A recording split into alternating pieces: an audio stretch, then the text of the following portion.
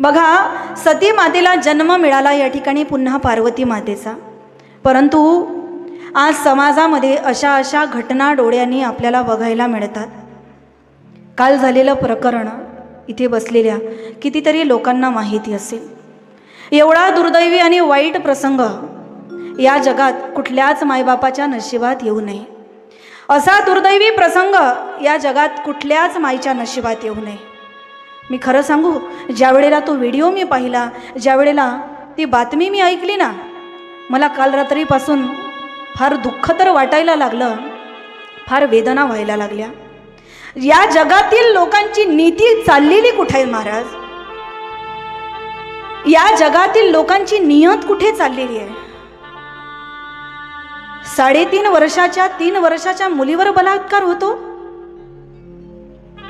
आपलं प्रशासन कुठं चाललंय? आपलं सरकार कुठे चाललंय? लाडक्या बहिणीचे 1500 नाही मिळाले ना, काही फरक पडणार नाही, पण लाडकी लेकच घरात सुरक्षित नसेल, त्या मायबापाने कुठे बघायचं आणि कुणाकडे बघायचं? कितीतरी मायबाप असे आहेत जे मुलांकडे लक्ष देऊ शकत नाही। त्यांनी आपला संसार सांभाळण्यासाठी नोकरी करावी, घर सांभाळावं, शेत सांभाळावं, मजुरी करावी की 24 तास मुलांवर लक्ष ठेवावं। अरे, त्या लेकराचा चेहरा जरी पाहिला ना, त्या लहानशा चिमुरडीचा चेहरा जरी पाहिला, दगड असेल दगड, त्या दगडालाही पाझर फुटेल महाराज। परंतु ज्याने दगडाने ठेचून ठेचून मारली, तो कुठल्या काळजाचा असेल? विचार करा ना। आज पण तो मुलगी घराच्या बाहेरच सुरक्षित नव्हती, एका ठिकाणी नोकरी करायला गेली, सुरक्षित नव्हती। मागल्या वर्षी एक प्रसिद्ध असणारी डॉक्टर, एवढं मोठं शिक्षण तिच्या मायबापाने शिकवलं, स्वतःच्या पायावर तिला उभं केलं, समाजात मानाने जगण्याकरिता स्वतः मोठं केलं, आणि ज्या हॉस्पिटलमध्ये त्या ठिकाणी कार्यरत होती तिथेच तिच्यावरती डाव रचल्या गेला, तिथेच तिचा घात झाला महाराज। आज स्त्री सुरक्षित तरी कुठे आहे? मागल्या वर्षीचं प्रकरण ज्या वेळेला घडलं ना, मी माझी गोष्ट सांगते तुम्हाला, मला भागवताला जाण्याची भीती वाटत होती, खरंच भीती वाटत होती। कारण कोणतं गाव कसं असेल, कुठलं गाव कुठे आपल्याला जावं लागेल हे आपल्यालाही माहिती नसतं। आमचा प्रवास हा दिवसाचा नाही, रात्रभर कितीतरी वेळेला प्रवास असतो। आज एकीकडे बेटी बचाओ बेटी पढाओ हे नारे सरकारचे चाललेले आहे, आणि दुसरीकडे आमची मुलगीच आमच्या घरामध्ये सुरक्षित नाही। भांडण 2 मिनिटाचं होतं महाराज, 2 मिनिटाचं भांडण होतं। त्या मुलीला का मारलं त्याचं कारण सांगते मी तुम्हाला। ज्या मुलाने तिच्यावरती बलात्कार केला, त्या नालायकाचं नाव मी इथं घेणार नाही, त्या हरामखोराचं नाव मी इथं घेणार नाही। ज्या त्या लहानशा चिमुरडीला मारलं त्याचं कारण एवढंच होतं की 1 महिन्याच्या आधी तिच्या बापाबरोबर त्याचं भांडण झालं होतं। 2-4 शब्द त्याला सुनावले असेल, त्याने त्याचा एवढा मोठा डाव रचला की त्या बापाला जिवंतपणीच मारून टाकलं। राग हा एका क्षणाचा असतो, भांडण हे एका मिनिटाचं असतं महाराज। परंतु आज तो व्हिडिओ पाहिला, अक्षरशः हृदय माणसाचं पिळवटून निघेल। यापूर्वी कितीतरी काळ मुलींची गर्भामध्येच हत्या होत होती, गर्भामधून बाहेर आल्यावर सुद्धा कुठं सुरक्षित आहे महाराज? एक दिवस असा न येवो की एकाही मायबापाने मुलगी जन्मालाच घालू नये, असाही दिवस नाही हो। काय वाईट प्रसंग आलेला आहे। कुठे कुठे लक्ष द्यावं मायबापाने? त्यांच्या उज्ज्वल भवितव्यासाठी प्रार्थना करावी, त्यांच्या शिक्षणासाठी पैसा गोळा करावा, की 24 तास त्यांच्यावरती लक्ष ठेवावं।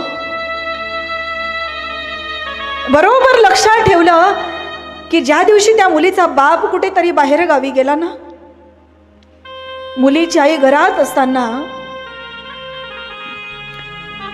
बाहेरच्या बाहेर त्या मुलीला नेलं, तिच्यावरती बलात्कार केला, अत्याचार केला. ज्या वेळेला त्याला कळालं की आता माझ्यावरती येऊ नये म्हणून दगडाने ठेचून ठेचून मारली महाराज. अरे आमचं धर्मशास्त्र तर आम्हाला मुंगी बाकोड्याला सुद्धा मारताना आपलं काळीज या ठिकाणी थरथरतं. त्याला लाज वाटली नसेल का? त्याला दुःख वाटलं नसेल का? त्याच्या अंतःकरणाला एवढ्याशाही यातना झाल्या नसतील का? कुठे चाललाय महाराज आमचा समाज? एक जुना काळ होता, आई वडील मुलींना शिकूच देत नव्हते. 9, 10, 15 वर्षाची मुलगी झाली ना की तिचं लग्न करून टाकायचे.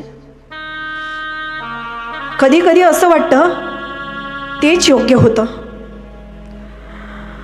कारण आज मुली शिक्षणाला गेल्या तरी सुरक्षित नाहीत, पदावर गेल्या तरी सुरक्षित नाहीत, मोठ्या मोठ्या उच्च पदावर गेलेल्याही सुरक्षित नाही. असं वाटलं होतं लहान आहे तोपर्यंत तरी सुरक्षित आहे. 3 वर्षाची मुलगी सुरक्षित नाही या देशामध्ये. एका बाबाने मुलीला जन्म देऊन काही पाप केलं का महाराज? एखाद्या मुलीला जन्म घालून तो काही पापाचा भागीदार झाला का? याचं दुःख मला याकरिता एवढं होतंय कारण मी पण कुण्यातरी मायबापाची मुलगी आहे. आणि त्याहीपेक्षा जास्त दुःख मला यासाठी होतंय कारण मी पण एका मुलीची आई आहे. आज मुली शाळेत सुरक्षित नाही. बऱ्याच ठिकाणी शिक्षक लोकांनी बलात्कार केलेले आहेत, अत्याचार केले. मुलगी सुरक्षित कुठे? कुठे जावं मुलींनी? कुठे सुरक्षित राहावं? आज पोलिसांनी त्याला पकडलं, 4 दिवस त्याला कोठडीत ठेवतील, थोडीशी शिक्षा देतील, पुन्हा ते फिरायला मोकाट. असे नराधम रस्त्यावर उभे कापले पाहिजे महाराज, उभे कापले पाहिजे, जिवंत जाळले पाहिजे. त्यांना पोलिसांनी शिक्षा नाही, जनतेने शिक्षा द्यायला पाहिजे. असे नराधम जनतेच्या स्वाधीन केले पाहिजे. कारण ते पोलिसांचे नाही, एका आईचे गुन्हेगार आहेत, एका बापाचे गुन्हेगार आहेत. कुठे चाललाय आमचा समाज? कुठे चालली समाजातील लोकांची वृत्ती? जोपर्यंत लेकरू घरी येत नाही ना तोपर्यंत आई वडिलांच्या जीवाला जीव नसतो, जागेवर जीवात जीव नसतो त्यांच्या. म्हणजे मुलगी गर्भातही सुरक्षित नाही, गर्भातून बाहेर आल्यावरही सुरक्षित नाही. जगावं तरी कसं जगावं महाराज? एकीकडे मुलीला जगदंबेचं स्वरूप मानल्या जातं, एकीकडे मुलीला आदिशक्ती भगवतीचा अवतार मानल्या जातो, आणि दुसरीकडे तिच्यावर जर असे अत्याचार अनाचार होत असतील, किती नवरात्र केले म्हणजे ती जगदंबा पावेल? नाही पावणार महाराज. आज त्या आईवडिलांच्या जीवनामध्ये किती दुःख असेल, किती यातना असतील. जिवंत राहूनही मरण यातनाच त्यांना त्या ठिकाणी होत आहेत. किती दुःख त्या ठिकाणी होत आहे. दरवर्षी अशा घटना घडतात, 2-4 दिवस आंदोलनं होतात, पुन्हा असे फिरायला मोकळे होतात. त्याला कारण काय सांगू तुम्हाला?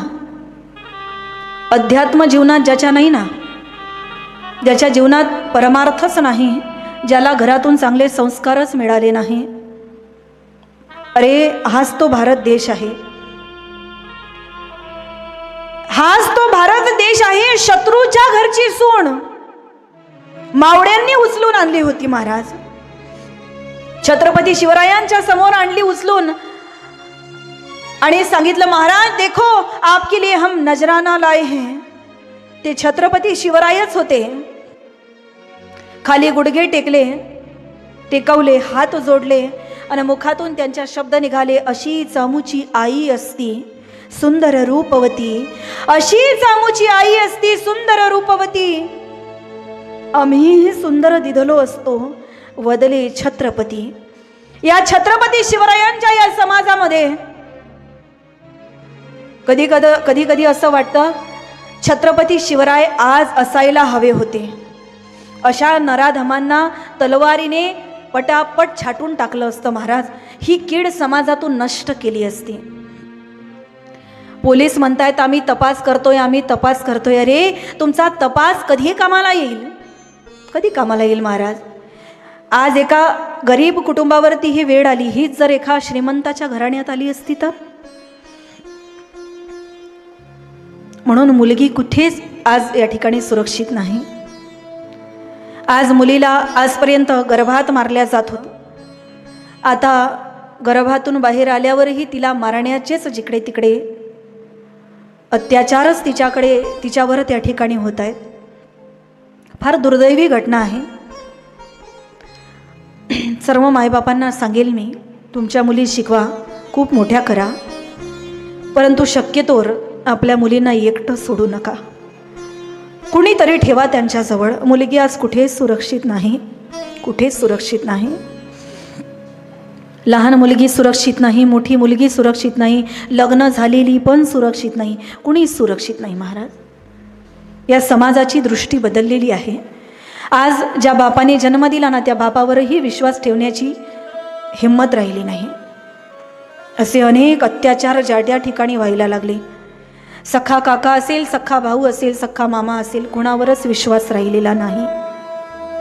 कुणावरच विश्वास ठेवता येत नाही. विश्वास ठेवण्यासारखा समाजच राहिला नाही. म्हणून पुन्हा सांगेन, तुमचा मुलगा फार मोठ्या पदावर नाही गेला ना, चालेल. त्यांना कथा कीर्तनात यासाठी आणा, त्यांना महाराज बनवायचं नाही, अजिबात बनवू नका. त्यांना कथा कीर्तनकार बनवू नका, त्यांना मृदुंगाचार्य बनवू नका. फक्त त्यांच्यामध्ये शेवटपर्यंत माणुसकी शिल्लक राहिली पाहिजे. आया बहिणींची इज्जत करणारा तो असला पाहिजे. आपल्या माय बहिणीची इज्जत जसा करतो, समाजातल्या प्रत्येक मुलीची इज्जत करणारा तो असला पाहिजे, मान राखणारा तो असला पाहिजे. हृदयाला पिळवटून टाकणारी घटना आहे. फार दुःख वाटलं. अशा अनंत घटना नेहमीच होत असतात. आता तर समाजाला सवय झालेली आहे. 2 दिवस समाज ऐकतो, तिसऱ्या दिवशी आंदोलन करतो, 4थ्या दिवशी विसरून जातो. सवय झाली आहे सर्वांना. पण हे कुठेतरी थांबलं पाहिजे महाराज, कुठेतरी थांबलं पाहिजे. कारण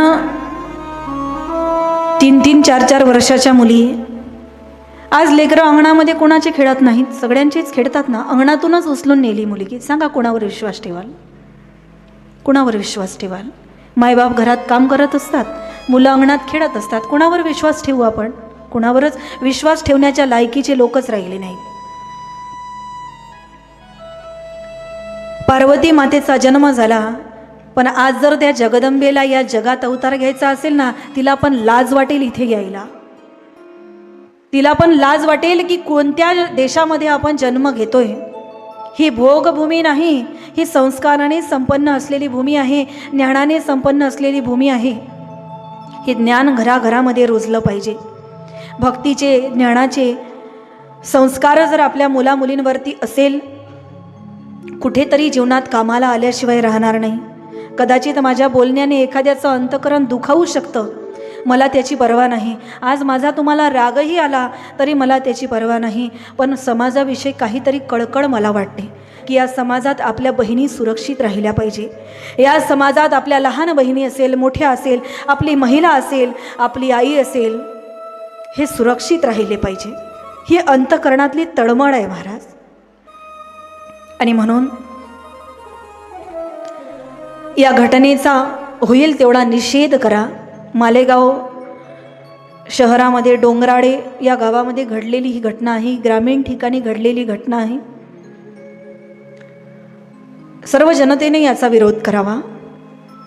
आणि मला तर असं वाटतं प्रशासनाने पण जनतेच्या स्वाधीन त्या नराधमाला करावं, आणि जनता त्याचं काय करेल हे जनता बघून घेईल.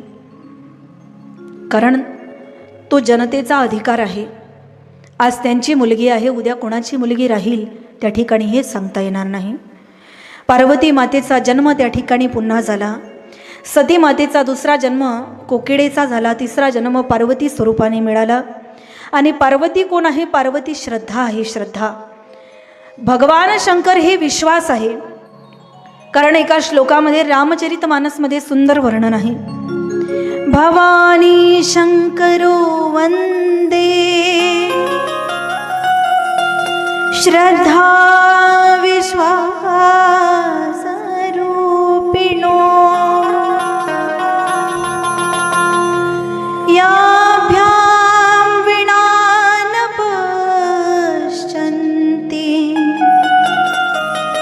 सिद्धा स्वान्तस्तमीश्वरम्। भवानी श्रद्धा आहे, भगवान शंकर विश्वास आहे। जन्म विश्वासाचा होत नाही, श्रद्धेचा होतो।